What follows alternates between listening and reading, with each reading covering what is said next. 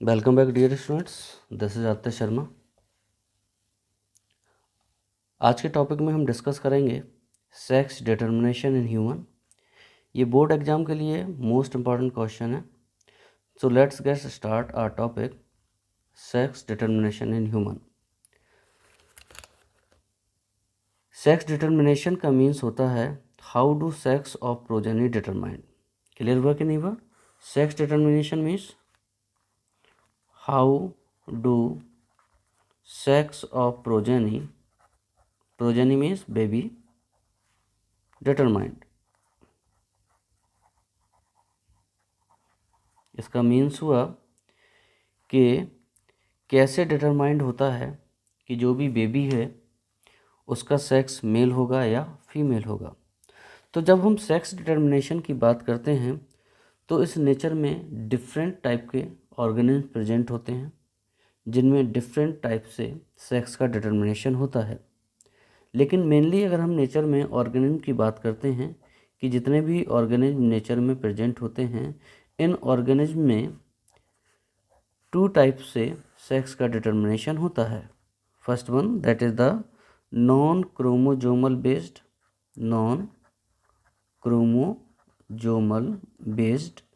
इसका मतलब हुआ कि ऐसे ऑर्गेनिज्म जिनमें मेल या फीमेल सेक्स को क्रोमोजोम्स डिटरमाइन नहीं करते हैं। Other factors are responsible for the determination of the sex of these organism. Second number है हमारा क्रोमोजोमल बेस्ड। इसका मीन्स होता है कि सेक्स का डिटर्मिनेशन, मेल और फीमेल का डिटर्मिनेशन हमारे क्रोमोजोम्स करते हैं, इसलिए इसको कहा हमने क्रोमोजोमल बेस्ड। नाउ अब हम बात करते हैं बेटा non chromosomal based. Non chromosomal based means ऐसे सभी ऑर्गेनिज्म जिनमें सेक्स क्रोमोजोम पर बेस्ड नहीं होता है। तो ये और दूसरे कौन कौन से मेथड हैं, कौन कौन से टाइप्स हैं, कौन कौन से फैक्टर्स हैं जो कि हमारे सेक्स को डिटर्मिनेशन करेंगे। जैसे हम एग्जांपल लेके चलते हैं, टेम्परेचर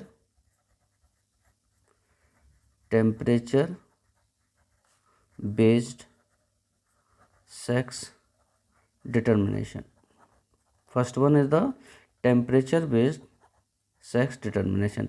इसका मीन्स हुआ कि ऐसे ऑर्गेनिज्म जिनमें मेल और फीमेल का जो सेक्स डिटर्मिनेशन होता है, इट इज बेस्ड और depend on the temperature of their nest. जो भी आपके ऑर्गेनिज्म वो अपना नेस्ट बनाएंगे, वो अपना एक घोंसला बनाएंगे या फिर अपने एग्स को वो हैच करेंगे, इंक्यूबेट करेंगे। क्लियर है? तो जो भी एग्स हैं वो टेम्परेचर के अकॉर्डिंगली सेक्स को डिटरमाइन करेंगे। जैसे एग्जांपल लेते हैं, कौन कौन से वो ऑर्गेनिज्म हैं जिनमें टेम्परेचर सेक्स को डिटरमाइन करता है, मेल और फीमेल को डिटरमाइन करता है। जैसे हमारे मिल जाते हैं टर्टल, एलिगेटर, क्रोकोडाइल।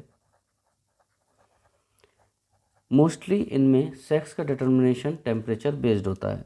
अगर नेस्ट या फिर इनका हैच टेम्परेचर 30 डिग्री सेल्सियस और बिलो देन 30 डिग्री सेल्सियस, अगर इनके नेस्ट का टेम्परेचर या एग्स जो हैच हो रहे हैं, इंक्यूबेट हो रहे हैं, उस जगह का टेम्परेचर 30 डिग्री सेल्सियस या इससे बिलो होता है, तो जितने भी एग्स होते हैं they grow into the female. तो सभी एग्स आपके फीमेल में चेंज हो जाते हैं, फीमेल में ग्रो हो जाते हैं। अगर सपोज कीजिए मेल को प्रोड्यूस करना है, इस केस में जो ऑर्गेनिज्म होंगे ये अपने नेस्ट का या हैचिंग या फिर इंक्यूबेशन जो आपका टेम्परेचर होगा 34 डिग्री सेल्सियस और मोर देन 34 डिग्री सेल्सियस। तो इस केस में अगर हैच जो आपका टेम्परेचर है नेस्ट का वो 34 या उससे ज़्यादा है, इस केस में all eggs are develop into male organism. तो यहाँ आप देख रहे हैं कि यहाँ पर मेल या फीमेल जो सेक्स का डिटर्मिनेशन है वो टेम्परेचर कर रहा है, नेस्ट में जो टेम्परेचर है, हैज टेम्परेचर या इंक्यूबेशन जो टेम्परेचर है वो कर रहा है। दूसरा एग्जाम्पल हमें मिलता है बेटा, ये फर्स्ट वन एग्जाम्पल है। सेकंड हमारा एग्जाम्पल मिलता है हमारे स्नेल्स में। स्नेल्स। एक एग्जाम्पल मिलता है हमें स्लीपर लिम्पेट, ये आपका एक स्नेल है। हमें मालूम है स्नेल्स आर हर्मेफ्रोडाइट्स। स्नेल्स क्या होते हैं हमारे, हर्मेफ्रोडाइट्स होते हैं। इसका मीन्स होता है बेटा ये बाइसेक्सुअल होते हैं। स्नेल्स में मेल और फीमेल दोनों ही सेक्स प्रेजेंट होते हैं। ये यूनिसेक्सुअल नहीं होते हैं, ये बाइसेक्सुअल होते हैं, लेकिन ये हमेशा मेल ही रहते हैं। या आप कहेंगे कि ये जब भी आपकी पूरी लाइफ टाइम होगी तो ये जो दिखेंगे वो हमेशा कैसे दिखेंगे, मेल रहेंगे। लेकिन जब दो मेल, एक मेल ये है और एक मेल ये है, ये थोड़ा सा साइज में बड़ा स्नेल है और ये थोड़ा सा साइज में छोटा स्नेल है, तो जब इन्हें रिप्रोडक्शन करना हो, अभी देखिए दोनों मेल हैं, ये भी मेल है और ये भी मेल है, क्योंकि इन पे बाइसेक्सुअल है, तो ये मेल और फीमेल में कुछ भी हो सकता है, लेकिन मेनली जो इनका सेक्स होता है वो मेल में शो होता है। फीमेल तो ये केवल तब चेंज होते हैं जब इनको रिप्रोडक्शन करना होता है। तो जब दोनों ही मेल एक दूसरे के कांटेक्ट में आएंगे, सपोज कीजिए स्मॉल साइज और ये लार्ज साइज स्नेल एक दूसरे कांटेक्ट में आते हैं, तो सबसे पहले जो लार्जर वन है that change into the female, किसमें चेंज हो गया बेटा, ये फीमेल में चेंज हो गया। और जो मेल था, स्मॉल साइज जो मेल था वो अभी भी मेल है और ये रिप्रोडक्शन कर लेंगे और ये अपने स्पर्म इसको ट्रांसफ़र कर देगा और उसके अंदर जो ओवम होंगे वो फर्टिलाइज हो जाएंगे। After some time larger female change into the male. इसके बाद जो बड़ा वाला आपका स्नेल है वो आपका फीमेल से फिर से मेल में चेंज हो जाएगा। एंड स्मॉलर वन जो कि आपका मेल था now change into the female, अब ये इसको अपने स्पर्म क्या कर देगा, डोनेट कर देगा।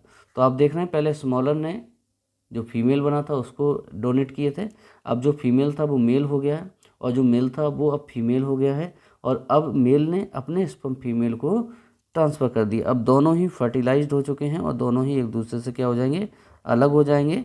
अब ये एग्स को हैच करना स्टार्ट कर देंगे, तो अब भी ये मेल रहेंगे, लेकिन अब ये है जो एग्स हैं उनको ग्रो करना स्टार्ट कर देंगे। तो दूसरा हमारा ये भी कंडीशन है।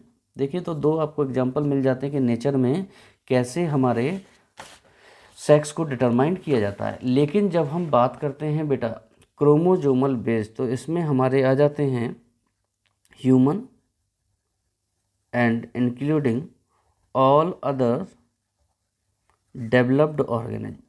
अब जितने भी आपके डेवलप्ड ऑर्गेनिज्म हैं या एनिमल्स हैं, ह्यूमन इंक्लूड्स है इसमें, इनमें अगर देखा जाता है तो इनका जो सेक्स होता है it is based on the या क्रोमोजोम्स, ये हमारे क्रोमोजोम पर बेस्ड होता है।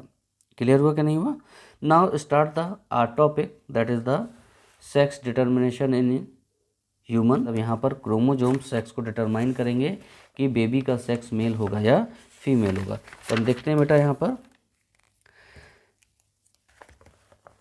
ह्यूमन में बात कर लेते हैं बेटा। ह्यूमन, जैसा कि हमें मालूम है ह्यूमन क्या है, human is a unisexual. Human हमारा यूनिसेक्सुअल होता है, मीन्स मेल और फीमेल एक दूसरे से हमारे डिफरेंट होते हैं। क्लियर है? तो यूनिसेक्सुअल होता है, इसके साथ साथ सेक्सुअली रिप्रोड्यूस, और इसमें जो रिप्रोडक्शन होता है वो सेक्सुअल होता है, सेक्सुअली रिप्रोड्यूस होता है। अगर हम ह्यूमन की each cell of human has 46 number of chromosomes. Human की एक सेल में क्रोमोजोम्स का नंबर 46 होता है और 23 पेयर्स ऑफ क्रोमोजोम्स, या फिर आप कह सकते हैं कि 46 हमारे पेयर्स में अरेंज होते हैं और ये 23 पेयर्स हमारे क्या होते हैं, क्रोमोजोम्स के होते हैं। जब हम बात करते हैं क्रोमोजोम्स की, they are found in a 2 set of chromosome. ये जो आपके पेयर ऑफ क्रोमोजोम हैं ये आपके 2 सेट ऑफ क्रोमोजोम में लोकेटेड होते हैं। 2 set of chromosomes, 2 set of chromosomes पाए जाते हैं इसलिए इस कंडीशन को हम कहते हैं 2n means diploid condition, that is the diploid condition. तो ह्यूमन की सेल में डिप्लॉयड कंडीशन मेंटेन होती है, मतलब 2 सेट ऑफ क्रोमोसोम प्रेजेंट होते हैं। क्लियर है? इनमें से दोनों सेट में आप देखेंगे, एक सेट ये है जो कि मैं ब्लू कलर से रिप्रेजेंट कर रहा हूँ, इसमें आपके 23 क्रोमोसोम्स एक लाइन से हैं, मतलब फर्स्ट से स्टार्ट हुआ और लास्ट आपका 23rd क्रोमोसोम होगा। क्लियर है? और एक और सेट होता है, तो आप देख रहे हैं इसमें 2 set line means 2 set of chromosomes हैं और हर सेट में 23 क्रोमोसोम्स हैं। तो कहेंगे बेटा 2 set of chromosomes that has the 46 number of chromosomes और each set has 23 number of chromosomes. अब देख रहे हैं यहाँ पर क्रोमोसोम्स एक सेट में कितने हैं बेटा? 23 हैं। तो 2 सेट में हमारे कितने हो जाते हैं? 46 क्रोमोसोम्स हो जाते हैं। अब देखिए, जो ह्यूमन की एक सेल है इसमें 2 सेट के क्रोमोसोम्स हैं, 23 इधर हैं, 23 इधर हैं। तो एक सेट उसको उसकी मदर से मिलता है, एक सेट उसको उसकी मदर से मिलता है और दूसरा सेट उसको उसके फादर से मिलता है। क्लियर है? मदर से जो मिल रहा है इसमें भी आपके 23 क्रोमोसोम्स हैं, फादर से जो मिल रहा है इसमें भी 23 क्रोमोसोम्स हैं। और आपको मालूम है मदर के ये जो सेट लेकर आ रहे हैं, सिंगल सेट लेके आ रहे हैं, इसको हम कहते हैं बेटा ओवम, और फादर के जो सिंगल सेट को ला रहे हैं they are known as the sperm, इनको हम गैमेट्स कहते हैं। तो गैमेट्स हमारे एक एक सेट को कैरी करते हैं, एक मदर की साइड का सेट होता है, एक फादर की साइड का सेट होता है, और ये हमारे क्या हो जाते हैं, आपस में फ्यूज होते हैं, they form the zygote. Zygote में फिर से डिप्लॉयड कंडीशन मेंटेन हो जाती है। तो जब एक सेट की बात करते हैं तो उसको रिप्रेजेंट करते हैं स्मॉल एन से, and this one is the haploid condition, इसको हम हैप्लॉयड कंडीशन कहते हैं। क्लियर है बेटा? यहाँ तक क्लियर है? तो आपको समझ में आ गया बेटा कि जब स्पर्म और ओवम आपस में फ्यूज होंगे तो ये फिर से जाइगोट बनाएंगे, और जाइगोट में फिर से आपके 46 क्रोमोसोम्स तो होंगे, लेकिन सेट वही आपके 2 होंगे, जिसमें 1 set obtained from there mother और हिज मदर और हर मदर, और second one obtained from his और हर फादर। क्लियर है कि नहीं है? अब बात करते हैं बेटा, अभी हमने बात की कि ह्यूमन की एक सेल में क्या होता है, 2 सेट ऑफ क्रोमोसोम्स होते हैं, क्योंकि क्रोमोसोम बेस्ड है तो क्रोमोसोम्स की स्टडी करना है हमें। तो अगर हम बात करते हैं बेटा एक ह्यूमन सेल की, जिसमें हम देख रहे हैं ह्यूमन सेल में chromosomes are located inside the nucleus, ये भी न्यूक्लियस के अंदर होते हैं। अब न्यूक्लियस के अंदर अगर स्टडी करते हैं तो मैं आपको एक डायग्राम शो कर रहा हूँ, देखिए ये डायग्राम है, ठीक है ना, ये हमारी न्यूक्लियस है, न्यूक्लियस ऑफ सेल। तो आप देख रहे हैं 2 सेट ऑफ क्रोमोसोम है, एक आपका ब्लैक कलर से मैंने रिप्रेजेंट किया, एक आपका रेड कलर से रिप्रेजेंट किया है। ब्लैक वाला मान लेते हैं कि ये फादर से स्पर्म के थ्रू आया था, और ये वाला जो सेट है it comes from the mother ovum. अब देखिए मैंने बताया कि दोनों सेट में क्रोमोसोम पेयर्ड होते हैं, मतलब फर्स्ट नंबर का क्रोमोसोम फर्स्ट के सामने होगा, सेकंड वाला सेकंड के फ्रंट में होगा, थर्ड के सामने होगा, फोर्थ के सामने होगा, ऐसे करके बनते जाएंगे, और लास्ट का जो 23rd क्रोमोसोम है ये आपके 23rd क्रोमोसोम के सामने ही होगा। क्लियर है? अब मैंने इसको और भी मैग्नीफाइड किया, और भी बड़ा करके देखा, तो मुझे पता लगा बेटा कि ये फर्स्ट नंबर का क्रोमोसोम है। देखिए ये फर्स्ट ब्लैक वाले फर्स्ट जो लाइन मैंने रिप्रेजेंट की थी, अब ये क्रोमोसोम्स को मैंने रिप्रेजेंट किया है, और रेड वाला हमारा दूसरी लाइन के सेट के क्रोमोसोम्स को रिप्रेजेंट कर रहा है। आप यहाँ देखें बेटा कि फर्स्ट नंबर का क्रोमोसोम फर्स्ट के सामने, सेकंड वाला second, third fourth fifth sixth सब सामने, ये अरेंज होते जाना है, और ये लास्ट मान के चलते हैं ये 22nd क्रोमोसोम्स है। बीच में भी सेम क्रोमोसोम्स होंगे जैसा आमने सामने होंगे, लेकिन आप देख रहे हैं बेटा यहाँ पर ये जो last 23rd pair of chromosomes है ये थोड़ा सा अलग दिखाया गया है बेटा।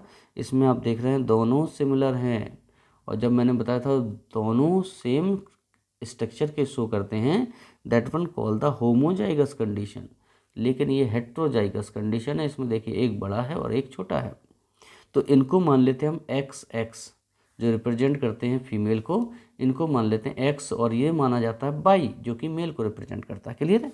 तो अभी तो हम बात करते हैं बेटा कि जो हमारे ये क्रोमोसोम्स हैं 2 सेट में प्रेजेंट है, फर्स्ट सेट ब्लैक का है और सेकंड सेट आपका क्या है, वो रेड का है।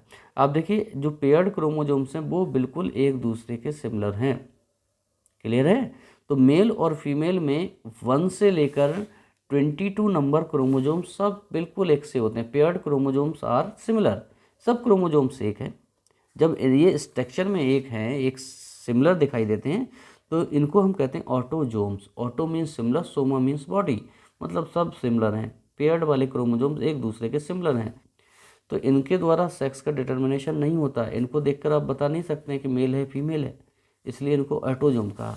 लेकिन ये जो last pair of 23rd pair of chromosomes है, इसमें आप देखते हैं अगर एक्स एक्स है तो ये क्या होता है बेटा, मेल फीमेल होगा। अगर एक्स और वाई है तो ये क्या होगा, मेल होगा। और इन पर जो इन्फॉर्मेशन होती हैं, अगर एक्स एक्स है तो बॉडी में जो सेक्सुअल रिप्रोडक्टिव पार्ट या सिस्टम होगा, रिप्रोडक्टिव सिस्टम होगा, वो फीमेल का होगा। अगर बॉडी के क्रोमोजोम में एक्स वाई है, इसका मतलब बॉडी जो होगी वो मेल की होगी। क्लियर है कि नहीं है, ठीक है ना। तो अब हम आगे बात करते हैं, तो हमें पता लगा कि 46 क्रोमोजोम में 44 ऑटोजोम्स हैं, जो कि फर्स्ट से लेकर 22 पेयर्स तक होंगे। और लास्ट वाला जो पेयर ऑफ क्रोमोजोम है ये सेक्स को डिटरमाइन कर रहा है, इसलिए इसको सेक्स क्रोमोजोम्स कहते हैं। क्लियर हुआ। तो अभी हमें पता लगा इस स्टडी से कि न्यूक्लियस में अगर हम देखें तो 44 ऑटोजोम्स हैं। 44 क्रोमोजोम्स कैसे हैं बेटा, ऑटोजोम्स हैं, जो कि कहाँ से, फर्स्ट से लेकर 22nd पेयर्स तक हैं। क्लियर। लास्ट वाला जो 23rd पेयर है, 23rd पेयर है, वो क्या है बेटा, एक्स एक्स भी हो सकता है या फिर एक्स वाई हो सकता है। इसी को देखकर आप सेक्स को डिटरमाइन कर रहे थे, इसलिए इसको बोलते हैं बेटा सेक्स क्रोमोजोम्स। क्लियर। अब इस बेस पर क्रोमोजोमल फॉर्मूला क्या बनेगा, क्रोमोजोमल फॉर्मूला मतलब क्रोमोजोम्स के अकॉर्डिंग फॉर्मूला क्या बनेगा। अगर बेटा हम फीमेल का क्रोमोजोमल फॉर्मूला बनाएंगे तो हम कहेंगे 44 तो इनमें ऑटोजोम है, तो 44 A for autosome, plus last 23rd pair क्या होगा इसका, एक्स एक्स होगा। तो ये हो गया क्रोमोजोमल फॉर्मूला ऑफ फीमेल। अगर मेल का दिखाते हैं तो सेम होगा बेटा हमारा 44 ऑटोजोम, लेकिन 23rd पेयर ऑफ क्रोमोजोम्स हमारा क्या होगा, एक्स वाई होगा।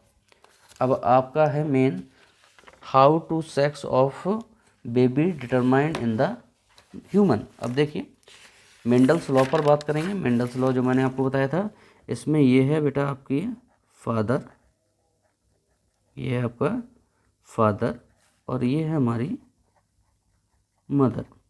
मैंने क्रोमोजोमल फार्मूले की बात की थी, तो मैं आपने बताया बेटा 44 autosome plus x by, father का क्या होता है एक्स बाई, इधर क्या होता है बेटा 44 autosome plus x x.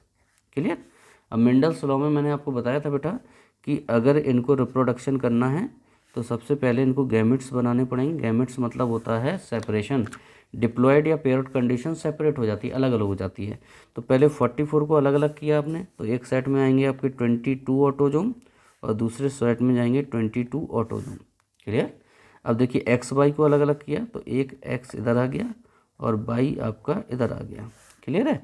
Mail क्या बनाएगा बेटा, स्पर्म बनाएगा, तो ये स्पर्म बन गए, ये क्या बन गया बेटा आपके स्पर्म।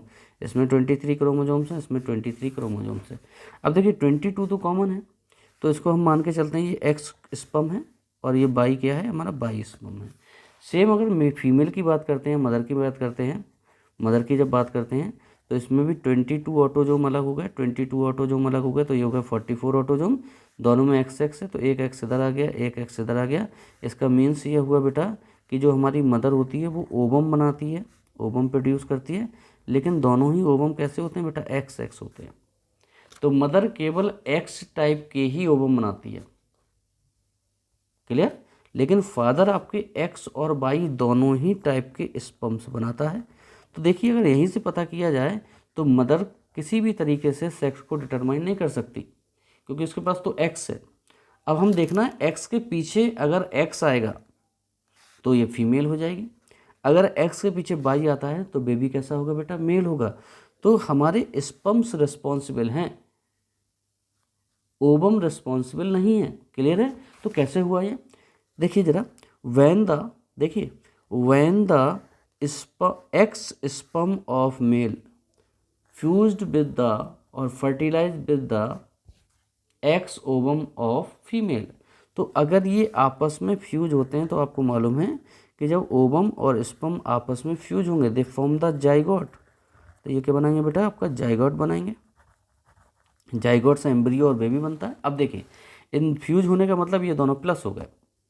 प्लस होने का मतलब क्या हुआ बेटा, 22 ऑटोजोम इसके पास है, 22 ऑटोजोम इसके पास है, तो 22 + 22 44 ऑटोजोम हो गए इसमें।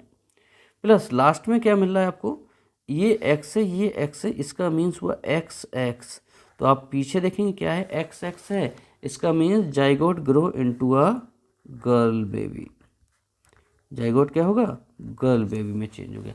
मीन जब एक्स स्पर्म फ्यूज हो रहा है एक्स ओवम से तो गर्ल बेबी बन रही। लेकिन when the Y sperm of male fuse with the X ovum of female, तो ये भी वही सेम बनाएगा, जाइगोट ही बनाएगा, first cell that is the zygote.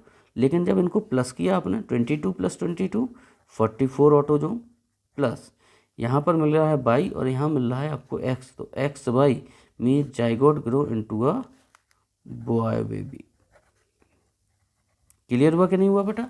तो आप यहाँ साफ साफ देख रहे हैं कि स्पर्म्स, कौन सा स्पर्म फ्यूज हो रहा है, क्योंकि ये दोनों तो एक्स हैं, ये किसी भी तरीके से सेक्स को डिटरमाइन नहीं कर सकते।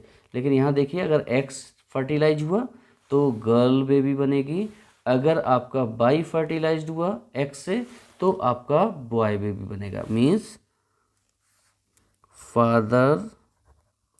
father is responsible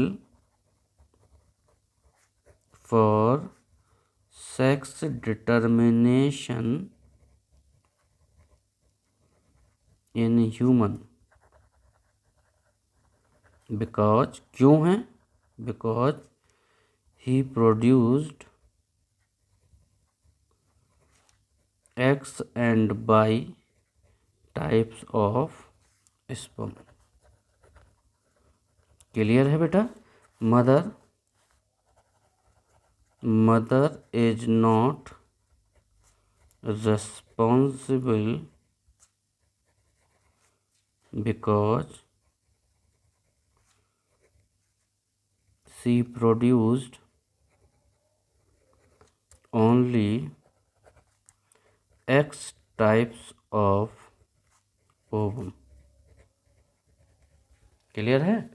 तो मदर किसी भी टाइप से आपके सेक्स को डिटरमाइन नहीं करती, लेकिन father is responsible, 100% father he responsible है कि होने वाला सेक्स जो बेबी का है वो मेल होगा या फीमेल होगा। आई होप बेटा आपको ये टॉपिक समझ में आ गया हो। ओके बेटा, thank you, best of luck, have a nice day.